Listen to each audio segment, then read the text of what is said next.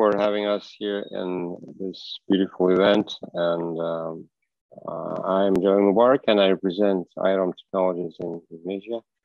And I totally agree with previous presenters about cybercrime being an issue now. And it's a full-time business, actually. Yes, cybercrime has structures, it's developing, it's evolving, it's reacting to changes, reacting to technologies being used by financial technologies, by banks, banking and fintech businesses. And it also has a lot of new coming cases when banks or fintechs or customers of those structures lose lots of money. And although everybody is aware about the threat that is going around, and it's still being developed very, very intact with what we call a security development as well. So I'm just trying to put an accent on the importance of us, of our environment, of tech companies which are working on creating more secure solutions. And as for IROM Technologies, we do have a beautiful solution for banking and fintech. And we've been developing it for more than a decade, and tested around huge markets of banking and finance and fintech. And the solutions, they could be vulnerable, and even though the banks would use up-to-date out-of-the-age solutions, still there could be some vulnerability of those solutions to protect people's data, money, secure transactions, etc. So without further ado, I would like to give the word to my colleague, Kafi Al-Ghifari, the product manager for IROM Technologies, for him to present again our solution, PayConfirm, and talk about security issues handling for coming years and maybe months, years, because of the changing environment, and of all of us to be ready for that, to get prepared and get our solutions serve the security of banking and fintech industry. So, Pak Kafi, please take over. Thank you.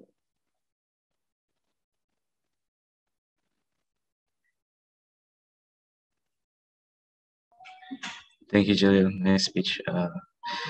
Oke, terima kasih. Mungkin saya mulai dengan bahasa ya, karena mungkin lebih nyaman juga ya. Perkenalkan, kami hari ini mau membawa materi mengenai Zero Trust Infrastructure, dan perkenalkan dulu perusahaan kami. Kami IROM Technologies, kami developer cybersecurity yang berbasis di Singapura.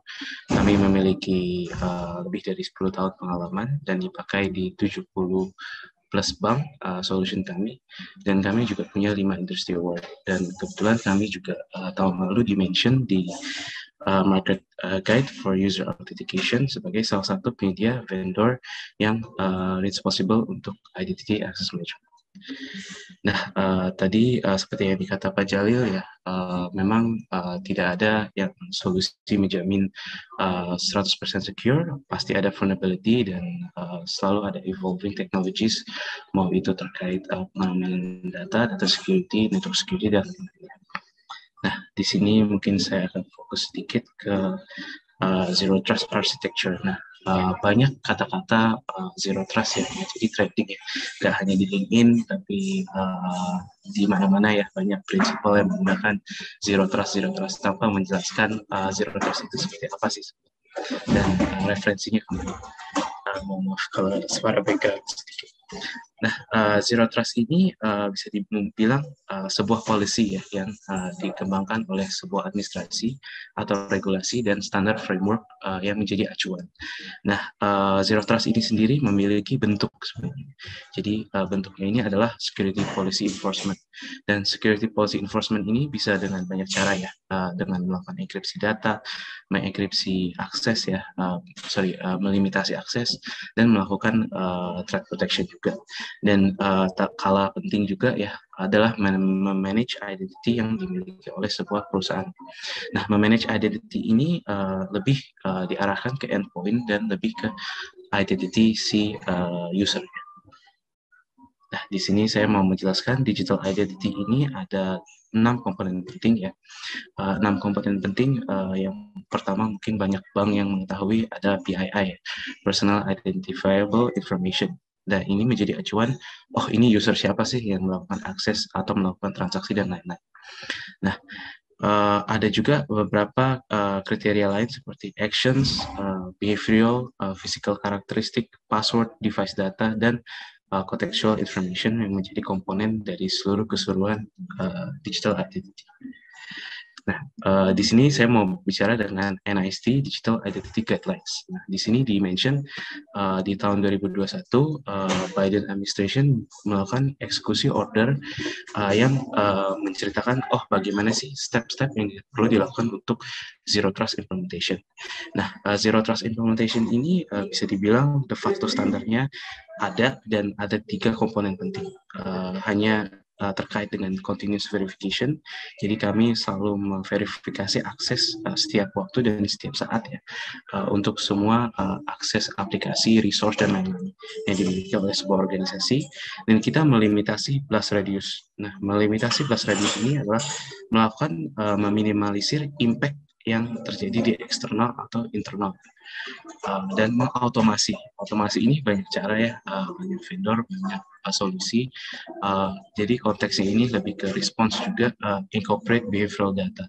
Nah, ini menjadi sebuah challenge bagaimana kita melakukan automasi terhadap identity terutama ya, dan lain-lain. Nah, Zero Trust kalau disimplifikasi cuma hanya ada 4 komponen penting. 4 komponen penting ini terkait identity service, endpoint ya, networknya, dan application-nya. Itu bisa cloud, bisa SaaS, bisa on-premise, dan nah, dari komponen Zero Trust ini kalau kita pecah lagi ya, Zero Trust itu harus memiliki 10 komponen terkait device. 10 komponen terkait device ini sangat penting untuk melakukan fingerprinting atau device karakteristik ya. Nah, pertama ada user identity atau credential ya, yang lebih kita sebut ya user ID-nya ya. Mungkin credential privilege on each device, normal connection yang dilakukan. Jadi kita menganalisa behavior pattern dan kita juga memastikan hardware yang digunakan untuk lakukan autentikasi itu seperti apa. Nah, yang lain ada geolocation yang menjadi sangat penting juga ya untuk log manajemennya, firmware version, authenticate protocol and risk ya, operating system version atau patch level atau versi software yang digunakan untuk dia melakukan autentikasi. Ada juga application yang diinstal di endpoint, application apa saja, dan security or incident detection terkait supervision activity dan attack recognition ya. Kita melihat patternnya, mau itu signature based, mau itu behavioral based, dan banyak cara lain. Jadi komponen Zero Trust ini mungkin saya mau lebih fokuskan ke hardware. Dan PCI DSS ini juga melakukan hal serupa ya, di mana disebutkan require MFA, multi-factor authentication, untuk diimplementasi, dan ada 2 guidelines ya, tapi yang saya mau highlight ini adalah identify and authenticate access to system component. Being able to identify each other in your system enables you to hold each user accountable. Saya garis bawahi accountable karena gini, banyak yang melakukan password sharing, banyak yang melakukan misalnya kalau tidak ada privilege access ya banyak yang melakukan pemaksaan secara admin tanpa single sign on, tanpa identity access management, dan ini menjadi challenge buat infrastructure terutama. Jadi mengapa kita fokus ke hardware dan ke individualnya adalah untuk melakukan akuntabilitas. Nah, dengan melakukan akuntabilitas ini kita bisa memastikan bahwa user yang melakukan otak-atik kemarin itu si ini loh. Ini lognya, ini device yang digunakan, ini device dia. Nah, accountability ini sangat penting untuk melakukan policy atau meng-comply. Nah, kita sebut ada 4 classical authentication. 4 classical authentication ini, satu ada SMS dan push ya, 2 ada token atau smart card, 3 kita menggunakan login dan password pada umumnya, 4 mungkin agak zaman dulu ya, mungkin masih pakai scratch card ya, masih menggosok-gosok ya, atau melakukan TOTP, time based OTP ya, dengan melakukan sekali klik dan mengenerate sebuah OTP generator. Dan merek atau grade brand ya, itu tidak merepresentasikan kita secure.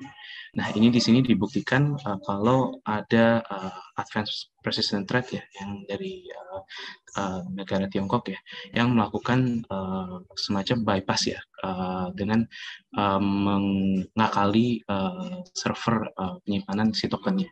Nah, ini dilakukan oleh sebuah grup ya, yang menarget 2 company besar, Lockheed dan Boeing ya. Mereka mencuri data-data terkait lebih ke teknologi ya, teknologi information ya, yang sangat krusial ya, apalagi mengenai pesawat dan lain-lainnya. Dan Secure ID atau sebuah brand yang terkenal ini menjadi sebuah spotlight gitu atas kejadian ini. Nah, memang dari company tersebut sudah melakukan restructuring, sudah melakukan fixing ya atau patching, tapi ini hanya menunjukkan sebuah artikel atau case ya. Jadi banyak kemungkinan yang terjadi. Dan aging teknologi ini juga menjadi sebuah faktor ya. Kalau contoh aja token itu sangat mudah terdamage ya. Misalkan kedudukan atau misalnya layarnya pecah atau bagaimana, baterainya pun harus diganti, harus di-manage ya. Itu menjadi cost juga. Dan kalaupun menggunakan token lainnya seperti banyak brandnya, itu kita harus menulis ulang dan mereka biasanya based on time base ya. Dan banyak juga USB atau smart card ya yang bisa juga rusak karena fisiknya, belum penyimpanannya menjadi challenge. Nah, kami introduce Baker-Verfam. Baker-Verfam ini sebuah software platform based on kombinasi single sign-on technologies dan multifactor authentication yang memprovide unified access. Jadi semua akses kita satukan dalam corporate application dan dengan cara yang tentu secure dan convenient. Dan tentunya dengan single sign-on technologies kami bisa menyatukan akses semua web app ya, dan dipastikan dengan multifaktor. Kita memastikan setiap user itu punya credential sendiri dan mengcomply zero trust ya. Dan kami juga mengambil 70 parameter yang nanti saya akan tunjukkan bagaimana kita memastikan hardware atau device fingerprinting-nya itu kita tangkap. Nah, beberapa advantages yang dimiliki oleh single sign-on ada juga identifier ya, single identifier yang terdaftar di sistem untuk semua employee yang ada di organisasi. Nah, selain itu kita bisa melakukan passwordless authentication untuk employee ya. Jadi mengandalkan MFA untuk melakukan autentikasi. Nah, authentication control juga penting untuk cloud application. Banyak aplikasi cloud yang apalagi sekarang zamannya hybrid, tentunya banyak organisasi akan sulit melakukan enforcing policy. Dan ada juga enhanced security yang dilakukan oleh MFA, transparent access juga yang dimiliki si single sign-on ini untuk melihat siapa atau divisi apa saja yang melakukan akses ke aplikasi apa saja. Tentunya compliance sangat penting dan self-service yang menjadi andalan ketika user kehilangan akses dan lain-lain, dia bisa melakukan restoring gitu ya. Dan dengan ini kami bekerja dengan banyak brand ya. Kami bisa melakukan integrasi dengan brand-brand besar untuk VPN networks-nya dan lain-lainnya. Dan tentunya juga MFA kami tidak hanya terbatas dengan VPN dan firewall security ya, tapi kami juga bisa untuk autentikasi Windows machine, server, SQL server, database dan cloud application seperti Grafana, Google Workspace, dan juga bekerja dengan privilege access management. Tentunya juga ketika sebuah user melakukan remote dengan SSH ya, atau dengan sistem berbasis Linux, kita juga bisa melakukan implementasi MFA. Nah, key points yang menjadi penting dalam MFA itu adalah kita dengan MFA kita memastikan protokol-protokol ini harus secure ya, dengan standar-standar security seperti SAML, OpenID, OAuth, dan kita menggunakan reverse proxy technology. Kita juga ada agent yang dipasang di Windows untuk legacy apps, dan autentikasinya menggunakan Pickle from mobile app. Kita memastikan ada self-service yang tadi saya sebutkan, ada authentication, password management, access recovery, dan tentunya lain-lainnya termasuk alternatif untuk Windows machine dan federative authentication. Nah, ini sebuah data menunjukkan sesimpel implementasi MFA atau two-factor ya, ini menjadi sebuah perubahan terhadap organisasi. Dengan single sign-on, strong MFA capabilities, kita bisa melakukan strengthen organization compliance ya, tentunya untuk regulasi seperti Zero Trust, NIST tadi, dan PCI DSS, dan GDPR dan lain-lainnya. Dan automate proses ya, itu yang kita bisa lakukan untuk melakukan reduksi human error, plus audit trail yang kita dapat dari setiap device yang kita ambil, dan tentunya dari setiap event yang terjadi. Jadi tahukah Bapak Ibu kalau dengan implementasi MFA kita bisa mereduksi 25% result of human error, data breach, dan kita bisa memblocking 99,9% automated attacks yang terjadi oleh tools ya, tools security ya, dan dengan implementasi MFA kita bisa melakukan blocking tools automation. Nah, 74% data breach yang terjadi terhadap dimulai terhadap privilege credential abuse, dan 62% menurut riset ini manusia sering menggunakan password yang sama dan melakukan pengulangan password ya untuk personal maupun ID kantor dan akses kantor ya. Nah, di slide ini saya mau menunjukkan apakah Bapak Ibu siap untuk melakukan perubahan, karena perubahan tentunya di security itu termasuk policy dan lain-lain merupakan sebuah impact ya yang terjadi sebuah organisasi dan akan mengubah bisnis proses. Tentunya perubahan ini tidak mudah, tapi untuk keamanan seberapa jauh Bapak Ibu ingin melakukan proteksi ya terhadap organisasi. Mungkin saya mulai dengan sedikit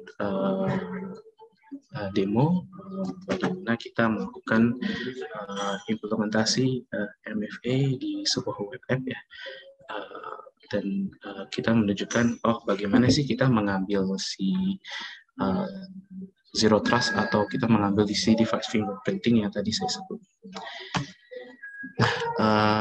Mungkin bisa melihat layar saya. Jika ada pertanyaan bisa juga disampaikan di kolom.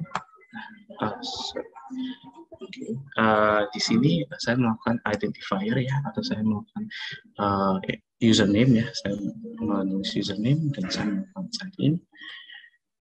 Dan ketika melakukan sign in ini adalah sebuah operasional yang ditujukan di web app saya, di mana saya harus melakukan confirm ya di device iOS saya. Kebetulan saya menggunakan Face ID, jadi ada muka saya yang terdaftar. Dan setelah melakukan